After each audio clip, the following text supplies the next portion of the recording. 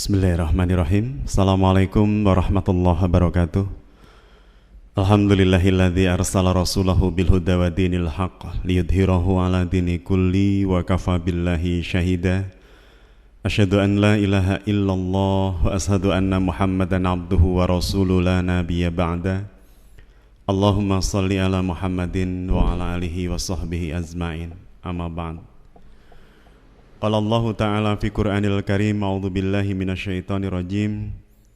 Wa min ayatihi an khalaqalakum min anfusikum azwaja litaskunu ilaiha wa ja'ala bainakum mawaddata wa rahma. Inna fi dzalika la ayati liqaumi yatafakkarun. Shadaqallahul azim. Insan mulia, pendengar radio Suara Hati yang dipancarkan dari Suparjan Mangun Wijaya 30 dimanapun Anda berada. Puji syukur kehadirat Allah, Al-Khaliq, Al-Musawwir, Al-Mudabbir, Al-Hakim, Al-Adil, As-Sabur. Allah yang selalu sempurna ciptaannya, Allah yang maha segala, Allah yang keadilannya tidak pernah cacat. Hanya atas berkah, rahmat, dan kemudahan yang diberikan oleh Allah lah kita bisa kembali bersua di udara dalam acara Bengkel Samara Suara Hati. Samara adalah singkatan dari Sakinah Mawaddah Warahmah.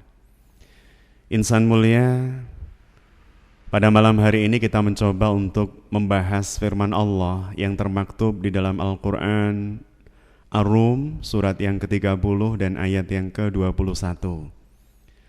Ayat ini seringkali dibaca, seringkali disampaikan oleh orang yang diamanahi untuk memberikan khutbah nikah atau pada saat memberikan mau'idhah hasanah pada acara-acara walimatul urs. Ada sesuatu yang memang secara luar biasa bisa kita kaitkan antara firman Allah ini dengan beberapa ayat yang lain yang terkait dengan persiapan-persiapan yang harus ditempuh oleh seorang hamba Allah manakala mereka ingin mewujudkan gharizatun nau'nya, manakala mereka ingin merealisasikan naluri untuk melanjutkan keturunan atau naluri untuk mencintai lawan jenis yang kemudian kita sebut sebagai pernikahan.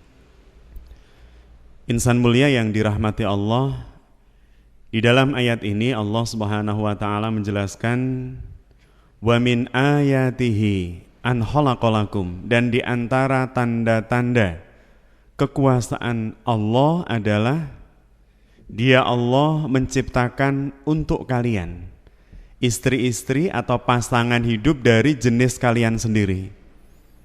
Artinya insan mulia yang dirahmati Allah, dari ayat ini kemudian para mufassir, para ulama melarang atau mengharamkan pernikahan antara seorang manusia dengan golongan di luar manusia.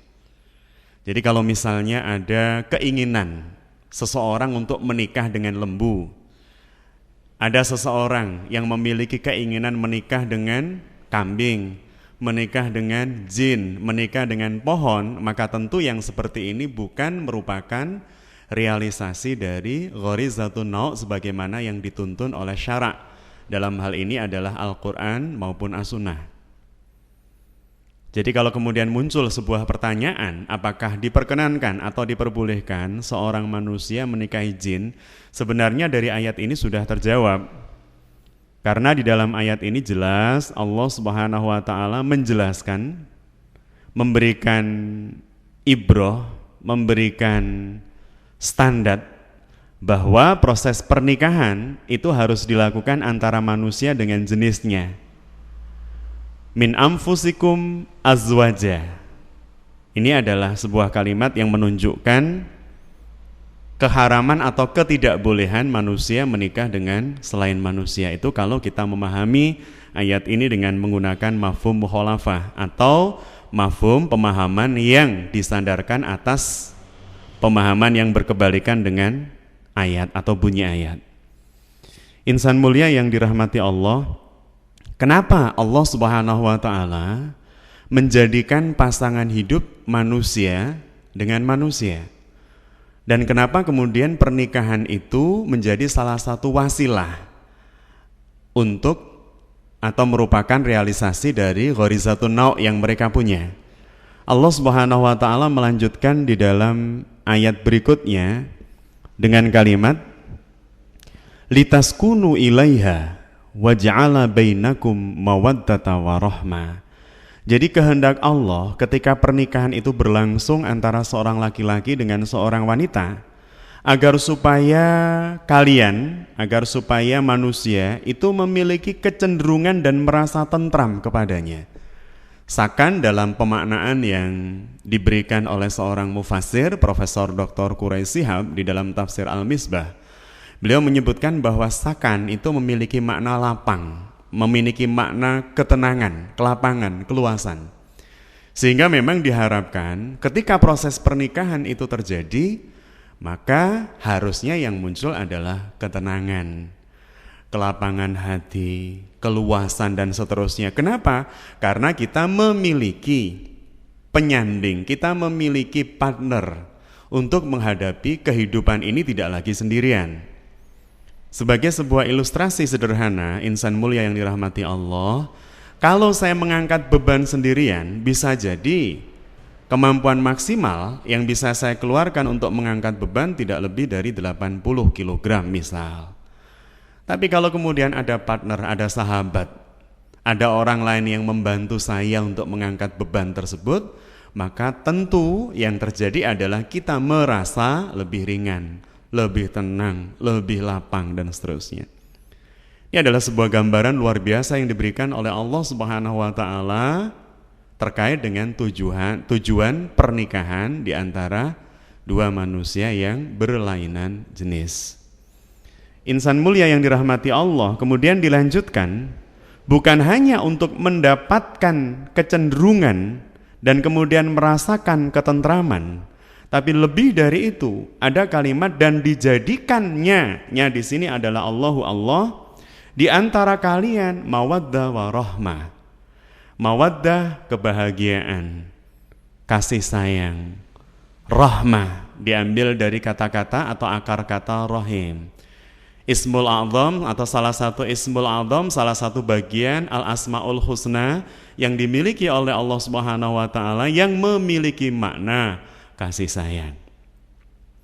Insan mulia yang dirahmati Allah, artinya dari kelanjutan ayat tersebut Allah Subhanahu wa taala menginginkan bukan hanya ketika pernikahan itu terjadi yang muncul perasaan tenang, tapi lebih dari itu ketika pernikahan tersebut diyakini merupakan bagian dari sesuatu yang disyariatkan oleh Allah Subhanahu wa taala.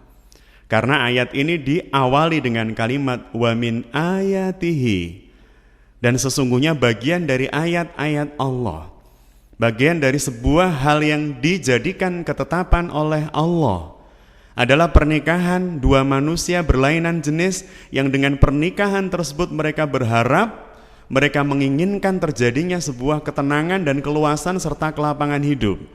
Maka jika kemudian mereka menjalani proses pernikahan dengan ghayatul ghayahnya adalah ridha Allah Subhanahu wa taala, maka Allah akan menjadikan pernikahan yang dilakukan oleh dua manusia berlainan jenis tersebut akan dipenuhi dengan mawaddah. Bukan hanya mawaddah tetapi warahmah. Akan dipenuhi dengan kasih sayang, akan dipenuhi dengan kebahagiaan, akan dipenuhi dengan kesenangan. Maka sangat tidak salah dan tidak akan pernah salah Rasulullah SAW yang setiap sabdanya tertuntun oleh wahyu sebagaimana An-Najm ayat 3 dan 4, wa ma yantiqu anil hawa in huwa illa wahyu yuha, bahwa apa yang disampaikan oleh Rasulullah itu tidak akan pernah berasal dari nafsu beliau, melainkan berasal dari wahyu yang diwahyukan atau tertuntun oleh wahyu. Kita misalnya mendengar bagaimana Rasulullah SAW menyebutkan baiti jannati, rumahku adalah surgaku. Insan mulia yang dirahmati Allah, ketika kemudian pernikahan mewujudkan sebuah ketenangan, mewujudkan sebuah kelapangan, mewujudkan sebuah keluasan hidup, bagi sang istri atau sang suami, maka bisa dipastikan ketika kemudian diberikan oleh Allah, diturunkan oleh Allah rasa kasih sayang, kebahagiaan, apalagi yang kemudian menjadikan seseorang lebih bahagia dibandingkan di rumah? Tentu tidak ada.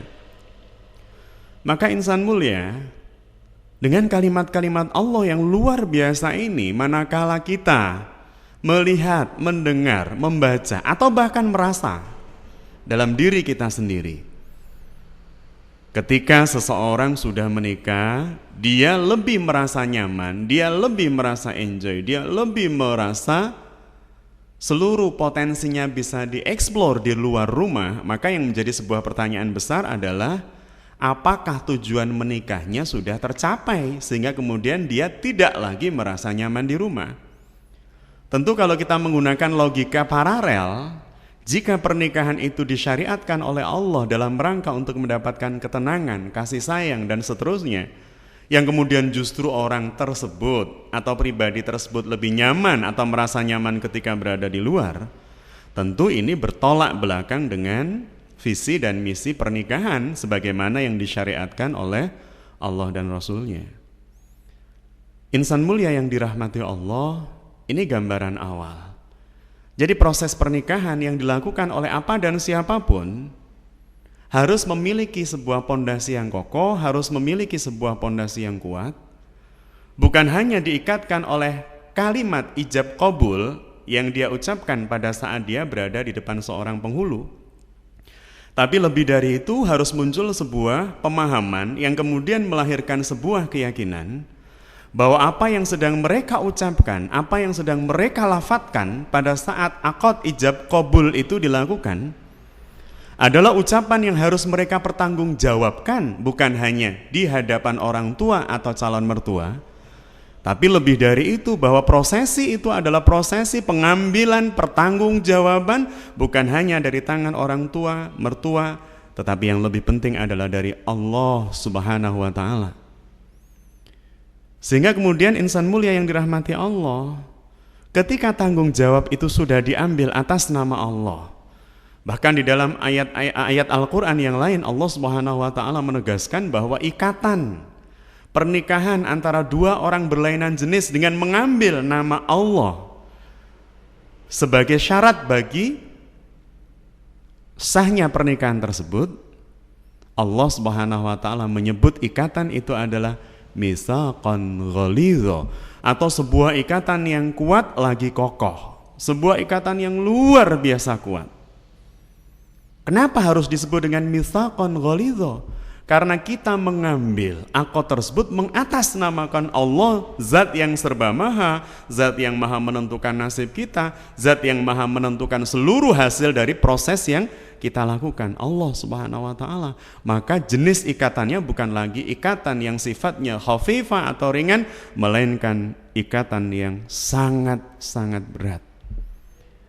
Kalau ikatan itu adalah ikatan yang sangat berat, insan mulia yang dirahmati Allah, maka tentu proses menjaganya bukan sebuah proses penjagaan yang mudah, melainkan sebuah proses penjagaan yang sungguh-sungguh agar supaya ikatan tersebut tidak putus. Maka jika kemudian kita kaitkan dengan fakta kehidupan keseharian orang yang sudah melakukan proses pernikahan, maka yang harus diikuti atau di follow up setelah proses akad nikah, ijab qabul itu dilakukan adalah bagaimana kemudian si suami dan si istri ini memahami apa kewajiban masing-masing dari mereka.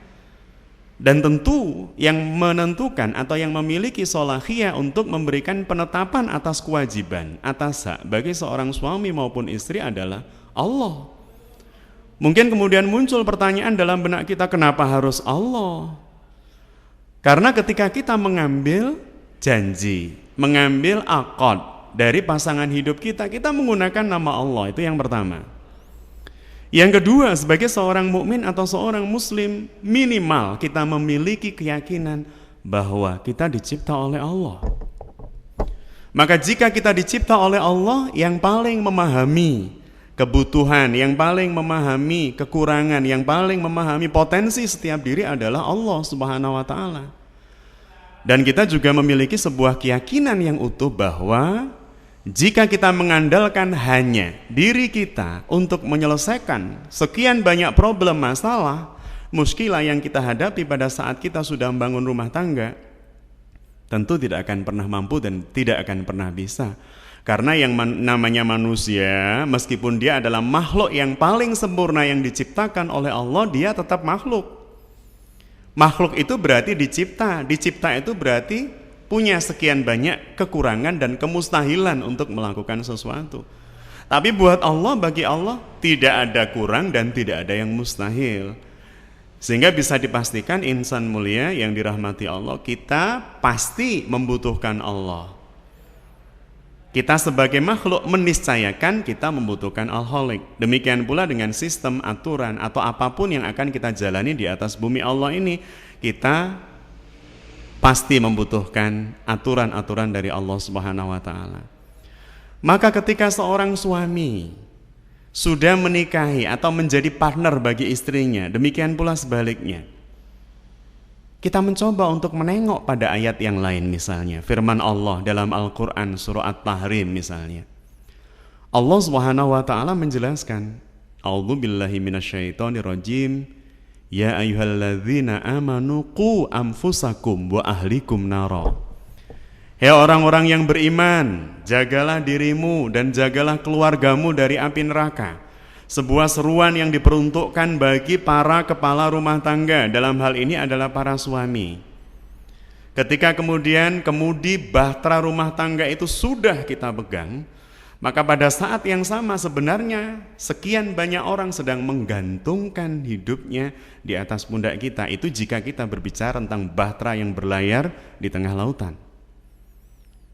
Maka tentu rumah tangga yang kita bangun jauh lebih layak untuk kita pikirkan keselamatannya. Dalam hal ini adalah anak dan istri kita dari lautan kehidupan yang bisa menyeret mereka dalam kemurkaan Allah Subhanahu wa Ta'ala.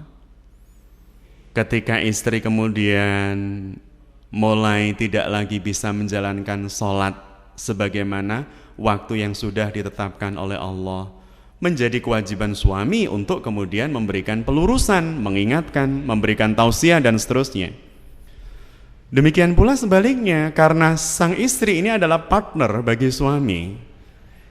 Dia bukan pihak, dia bukan pribadi yang berada di luar bahtera atau di luar ring, melainkan kedua-duanya ini menjadi pengemudi dengan co-nya, dengan partnernya.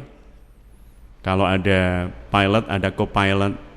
Kalau ada seorang driver pada pertandingan atau lomba balap mobil, di situ pasti ada orang yang mendampingi dia, navigatornya dan seterusnya.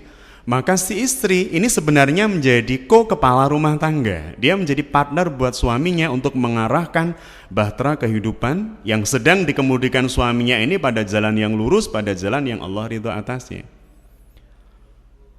Sekali lagi insan mulia yang dirahmati Allah, maka menjadi kewajiban untuk seorang ayah, seorang suami melakukan pelurusan-pelurusan manakala terjadi pembelokan jalan, pembelokan arah. Ketika arah dan jalan itu sudah kita tetapkan, ini loh yang akan kita lalui dan ini loh yang akan dilewati oleh keluargaku untuk sampai pada tujuan yang Allah ridho atasnya. Insan mulia yang dirahmati Allah, ini satu hal, ini yang pertama.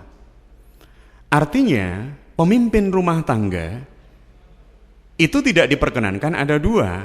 Bisa dibayangkan bagaimana ketika sebuah bus yang sedang berjalan atau sebuah kapal yang sedang berlayar, sebuah pesawat yang sedang terbang, itu memiliki dua pilot, memiliki dua nahkoda, memiliki dua driver atau sopir. Mereka masing-masing memiliki dan merasa memiliki kewenangan yang sama. Di satu sisi, si suami merasa, aku adalah pimpinan rumah tangga yang berhak mengarahkan kemana bahtera rumah tangga ini akan bergerak. Si istri, dengan bekal atau dengan perasaan bahwa saya sudah menguasai ilmu manajemen rumah tangga modern, dan dalam era yang tidak lagi mempertentangkan gender, Anda laki-laki, saya perempuan, kita semua sama dicipta oleh Tuhan, maka untuk mengarahkan bahtera ini saya pun memiliki hak dan kewajiban yang sama dengan Anda.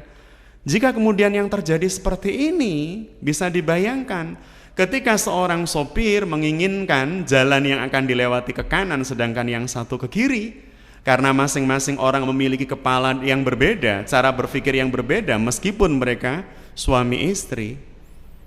Tentu ada di antara cara berpikir, proses berpikir dan seterusnya yang sangat ditentukan oleh pengaruh pengalaman, lingkungan sebelumnya dan seterusnya, bisa memastikan pemikirannya tidak akan bisa sama persis. Lah kalau sudah seperti itu, satu pengen belok kanan, satu pengen belok kiri, apa yang terjadi? Yang menjadi korban bukan hanya si sopir, tapi juga penumpang. Dalam hal ini adalah anak-anak kita atau orang-orang yang ada di dalam tanggungan kita. Insan mulia yang dirahmati Allah, gambaran yang paling sederhana dari apa yang saya sampaikan tadi, bahwa seorang laki-laki memiliki kewajiban untuk mengarahkan bahtera rumah tangganya karena dia adalah nahkoda, karena dia adalah pimpinan rumah tangga. Kalau dalam Quran surah An-Nisa Allah menyebutkan ar-rijalu qawwamuna 'alan nisa, bahwa laki-laki itu qawwam, pemimpin, pengendali. Pada saat yang sama, Allah Subhanahu wa Ta'ala juga memberikan rambu-rambu agar supaya sang nahkoda ini tidak sembarangan mengarahkan perahunya, membelokkan layarnya dan seterusnya. Allah sudah memberikan penegasan-penegasan. Contoh sederhana, ketika seorang suami akan memperlakukan istri, maka Allah sudah memberikan bingkai wa ashiruhunna bil ma'ruf. Dan perlakukan pasangan hidup kita itu dengan cara-cara yang ma'ruf. Mereka akan makan apa yang kita makan, mereka akan mengenakan pakaian sebagaimana kita. Tentu dari sisi kualitas, dari sisi kuantitas dan seterusnya, bukan dari sisi bentuk. Insan mulia yang dirahmati Allah, inilah gambaran-gambaran posisi yang seharusnya ditempati oleh setiap personal ketika kemudian keluarga itu sudah mulai terbentuk. Dan satu hal yang perlu kami garis bawahi, bahwa ketika kita menginginkan bahtera ini berlayar dan sampai pada tempat yang kemudian akan membuat kita sang nahkoda, kemudian partner kita, pasangan hidup kita, ko-nahkodanya, ko-pilotnya, navigatornya, serta orang-orang yang berada di bawah tanggungan kita, anak-anak keturunan kita atau siapapun, merasakan kebahagiaan di akhir perjalanan yang sedang kita lakukan di atas lautan yang bernama kehidupan ini, maka satu-satunya yang menjamin bahwa kehidupan kita akan sampai atau bermuara pada kebahagiaan sejati adalah sistem atau aturan Allah Subhanahu wa Ta'ala. Insan mulia yang dirahmati Allah, insya Allah pada pertemuan berikutnya kita akan mencoba untuk melihat bagaimana kemudian hak dan kewajiban dari istri, bagaimana kemudian hak dan kewajiban bagi seorang anak terhadap diri dan orang tuanya. Insan mulia, sebagai penutup kami ingin memberikan sebuah penegasan. Jika Rasulullah SAW menyampaikan kullukum ra'in wa kullukum mas'ulun an ra'iyah, bahwa setiap diri adalah pemimpin dan setiap pemimpin akan dimintai pertanggungjawabannya, tidak kemudian hadis ini meniscayakan bahwa kepala rumah tangga itu ya semua komponen yang ada di dalamnya, ada ayah, ada ibu, ada anak-anak, semuanya menjadi pemimpin rumah tangga. Bukan. Karena dalam sebuah komunitas tetap harus ada satu pemimpin utama. Yang dimaksud di dalam hadis ini adalah bahwa setiap diri itu akan menjadi pemimpin untuk diri mereka. Ketika menjadi pemimpin untuk diri mereka, atau kenapa mereka harus menjadi pemimpin minimal untuk diri mereka? Karena proses pertanggungjawaban itu tidak kolektif. Proses pertanggungjawabkan di hadapan Allah kelak adalah setiap individu akan dimintai pertanggungjawaban atas apa yang mereka lakukan. Seorang ayah dengan posisi keayahannya, kebapaannya, seorang ibu dengan posisi keibuannya, dan seorang anak dengan posisi keanakannya. Setiap pribadi di dalam rumah tangga akan dimintai pertanggungjawaban masing-masing. Sehingga kemudian harus sangat jelas porsi, tugas, kewajiban, dan hak dari masing-masing personal penyusun keluarga ini. Akhirnya insan mulia yang dirahmati Allah, jika hari ini kita berbicara tentang pernikahan, hari ini kita atau malam ini kita berbicara tentang tugas, kewajiban dan hak seorang ayah, meskipun belum secara tuntas kita bahas, tapi semoga ini bisa memberikan inspirasi untuk keluarga kita, bahwa pernikahan ini harus memiliki visi jauh ke depan, sebuah ghayatul ghayah atau tujuan di atas tujuan, puncak tujuan, ultimate purpose. Puncak tujuan kita adalah Allah, keridhaan Allah, dan surga Allah. Insan mulia yang dirahmati Allah, kiranya kita mampu menjadikan keluarga kita keluarga yang sakinah, mawaddah warahmah, keluarga yang selalu mampu memenuhi setiap aktivitas mereka dengan sebuah tujuan, bahwa aktivitasku ini akan aku peruntukkan Allah Subhanahu wa ta'ala. Salam sukses mulia, semoga setiap hari selalu lebih baik. Billahi taufiq wal hidayah, wallahul muwafiq ila aqwamit thoriq. Assalamualaikum warahmatullahi wabarakatuh.